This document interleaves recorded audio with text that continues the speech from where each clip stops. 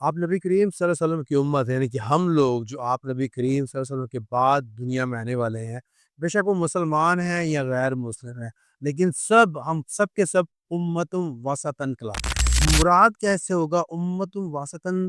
وہ امت ہے جو اعتدال پر رہے گی، یعنی کہ آپ نبی کریم صلی اللہ علیہ وسلم سے فرمایا ہے کہ سب سے بہترین چیز وہ ہے جو درمیان میں ہو، یعنی کہ مینا روی کو پریفر کیا گیا ہے۔ گمراہی پر پوری امت اکٹھی نہیں ہوگی۔ جو مسلمان ہیں اگر کوئی ایک بدعت شروع کرتے ہیں، برائی پر آتے ہیں، ایسا کبھی نہیں ہوگا کہ سب کے سب مسلمان اس پر آ جائیں۔ اسلام میں کوئی کیپٹلزم نہیں ہے، کوئی کمیونزم نہیں ہے۔ کیپٹلزم مراد یعنی کہ اللہ تعالیٰ نے انسان کو اس لیے پیدا نہیں کیا کہ وہ اب مال اکٹھا کرتا رہے۔ مال اکٹھا کرنے کی ضرورت نہیں ہے، آپ کو زندگی گزارنے کے لیے مال کی ضرورت ہے، اچھی زندگی گزارنے کے لیے مال کی ضرورت ہے۔ اچھا مسلمان وہی ہے جو اسٹرانگ ہے، اسٹرانگ صحت میں بھی، مال میں بھی۔ لیکن آپ نبی کریم صلی اللہ علیہ وسلم کی امت ہے، یعنی کہ ہم لوگ جو آپ نبی کریم صلی اللہ علیہ وسلم کے بعد دنیا میں آنے والے ہیں، بے شک وہ مسلمان ہیں یا غیر مسلم ہیں، لیکن ہم سب کے سب امتم وسطن کہلاتے ہیں۔ قرآن میں اللہ تعالیٰ کہتے ہیں کہ وَكَذَلِكَ جَعَلْنَاكُمْ أُمَّةً وَسَطًا، یعنی کہ اللہ تعالیٰ نے اس امت کو ایک درمیانی امت بنایا ہے۔ مراد کیسے ہوگا امتم وسطن؟ وہ امت ہے جو اعتدال پر رہے گی، یعنی کہ آپ نے نبی کریم صلی اللہ علیہ وسلم سے فرمایا ہے کہ سب سے بہترین چیز وہ ہے جو درمیان میں ہو، لیکن مینا روی کو پریفر کیا گیا ہے۔ اور اب یہ امت ہمیشہ سینٹر میں رہے گی، کبھی بھی گمراہی پر پوری امت اکٹھی نہیں ہوگی۔ جو مسلمان ہیں اگر کوئی ایک بدعت شروع کرتے ہیں، برائی پر آتے ہیں، ایسا کبھی نہیں ہوگا کہ سب کے سب مسلمان اس پر آ جائیں۔ ایک جماعت ہمیشہ رہے گی جو ان کو ٹوکے گی، منع کرے گی اور حق کا راستہ بتائے گی۔ اسی طرح کیونکہ امت الواسطن ہمیں بنایا گیا ہے، اور قیامت تک ایسے ہی معاملہ رہے گا۔ قیامت تب آئے گی جب کوئی دنیا میں اسلام کا نام لینے والا نہیں رہے گا، اور جب کوئی نام اللہ کا لینے والا نہیں رہے گا، یہ امت اپنی جگہ سے ہٹ جائے گی، پھر اللہ تعالیٰ کو اس دنیا کی ضرورت نہیں رہے گی، اور دنیا ختم ہو جائے گی، قیامت آ جائے گی۔ اعتدال پر امت بھی ہے، اور اعتدال پر ہی اللہ تعالیٰ نے ہر انسان کو پیدا بھی کیا ہے۔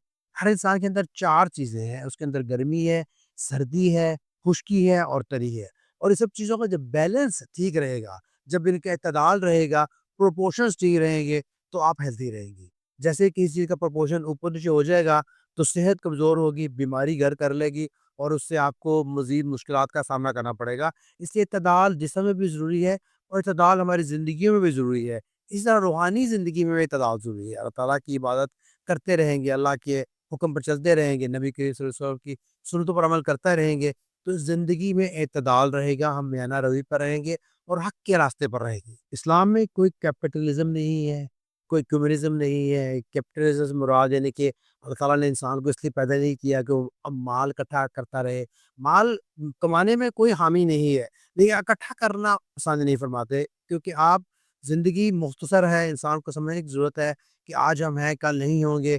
مال اکٹھا کرنے کی ضرورت نہیں ہے، آپ کو زندگی گزارنے کے لیے مال کی ضرورت ہے، اچھی زندگی گزارنے کے لیے مال کی ضرورت ہے۔ اچھا مسلمان وہی ہے جو اسٹرانگ ہے، اسٹرانگ صحت میں بھی، مال میں بھی۔ لیکن کیپٹلزم کی طرف اسلام نہیں کہتا، اور نہ ہی کمیونزم کی طرف کہتا ہے کہ آپ سب کچھ اکٹھا کر لیں، سب کچھ اپنے نام پہ کر لیں، سب آپ کے پاس ہی ہو۔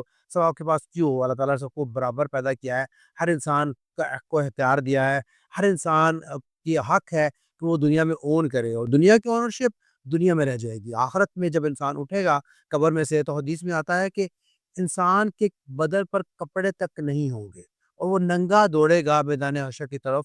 تو یہ سن کر عائشہ رضی اللہ عنہ نے آپ نبی کریم صلی اللہ علیہ وسلم سے پوچھا کہ کیا انسان کو شرم نہیں آئے گی دوسرے کو دیکھ کر کہ وہ ننگا جا رہا ہے؟ تو آپ نے فرمایا کہ افراتفری ایسی ہوگی کہ کوئی کسی کو دیکھے گا ہی نہیں کہ اس نے کیا پہنا ہے کیا نہیں پہنا۔ اور کپڑے اس لیے نہیں پہنے ہوں گے کیونکہ اس دن کوئی یہ نہ کہہ سکے، کوئی یہ نہ کہہ سکے کہ میں اس کا مالک ہوں۔ تمام بلڈنگیں، تمام برجز، تمام دنیا غرق ہو چکی ہوگی، ندیاں میٹ ہو چکے ہوں گے، پہاڑ روئیوں کی طرح اڑ رہے ہوں گے، کسی کی کوئی پراپرٹی رہے گی نہیں، کوئی نہیں کہہ سکے گا کہ وہ پلاٹ میرا ہے، وہ گھر میرا ہے، یہ فیکٹری میری ہے، کیونکہ کچھ رہے گا ہی نہیں۔ یہاں تک کہ آپ کے کپڑے بھی نہیں رہیں گے کہ آپ کے چیز کے مالک ہیں ہی نہیں، اللہ تعالیٰ ہی مالک ہوں گے، ہر چیز کے مالک ہوں گے۔ ابھی بھی اللہ تعالیٰ ہی ہر چیز کے مالک ہیں، اللہ تعالیٰ نے دنیا بنائی ہے، لیکن اللہ تعالیٰ نے ملکیت دی ہے دنیا میں ہمیں، ہم دنیا میں مالک بن سکتے ہیں ٹیمپرری چیزوں پر۔ اعتدال پر سب کو پیدا کیا ہے، اعتدال پر ہی مسلمان ہے۔ عورتوں کو اعتدال دیا ہے، عورتوں کو بہت حقوق دی ہیں اسلام میں۔ اب اکثر سننے میں آتا ہے جو لوگ کم علم ہیں اور وہ غیر مسلموں کے ساتھ بیٹھتے ہیں تو تانے میں آ جاتے ہیں کہ اسلام تو ایسا دین ہے کہ آپ 4 شادیاں کر سکتے ہیں، 4 شادیوں کی گنجائش دی ہے، گویا کہ عورت کو ڈیگریڈ کیا گیا ہے۔ لیکن بالکل ایسا نہیں ہے، کیونکہ ہمیں اگر دیکھیں ہم ہسٹری دیکھیں دنیا کی، اسلام سے پہلے کیا تھا؟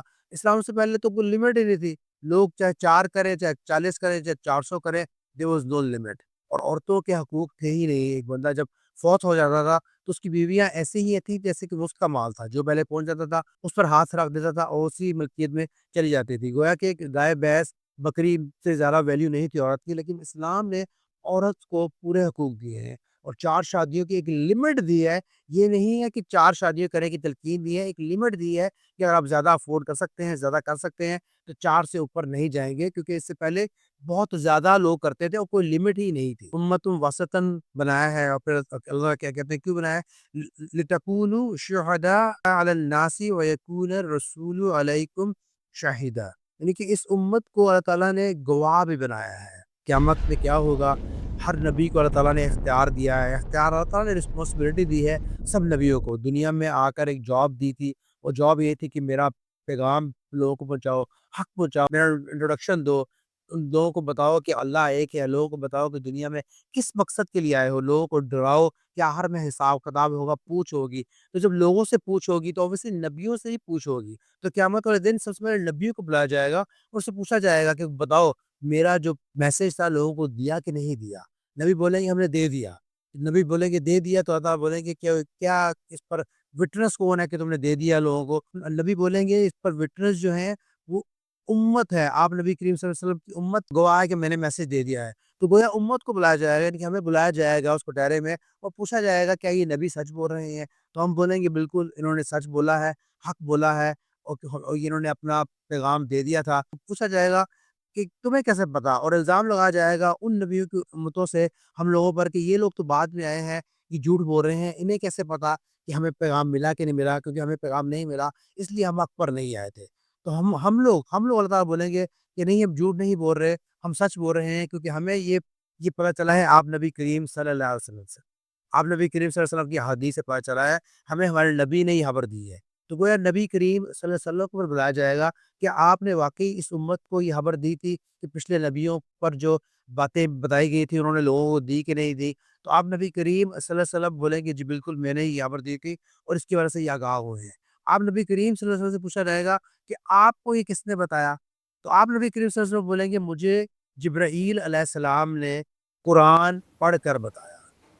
آپ نبی کو پھر پوچھا جائے گا جبرائیل علیہ السلام سے کہ قرآن کیا ہے اور کہاں سے آیا؟ تو پھر بتایا جائے گا قرآن لوح محفوظ کی کتاب ہے جو اللہ تعالیٰ کی کتاب ہے، گویا کہ گواہی اللہ تعالیٰ تک گھومتی چلی جائے گی۔ اس قرآن میں یہ لکھا تھا اور قرآن اللہ تعالیٰ کی کتاب ہے، لوح محفوظ میں محفوظ ہے۔ جبرائیل علیہ السلام آپ نبی کریم صلی اللہ علیہ وسلم کے پاس لے کر آئے، آپ نبی کریم صلی اللہ علیہ وسلم نے اپنی امت کو آگاہ کیا اور یہ امت آگاہ ہوئی۔ تو گویا ہم لوگ گواہی دیں گے اور جب گواہی گھوم کر اللہ تعالیٰ تک پہنچ جائے گی تو یہ لوگ جھوٹے ثابت ہو جائیں گے جو اقرار نہیں کر پائیں گے، کر رہے ہوں گے کہ ان کے نبیوں نے ان تک حق پہنچایا ہے۔ تو اللہ تعالیٰ کی یہ بہت بڑی فضیلت اللہ تعالیٰ نے اس امت کو دی ہے کہ ہمیں گواہ بنائیں گے اس دن جس دن حساب کتاب ہوں گے۔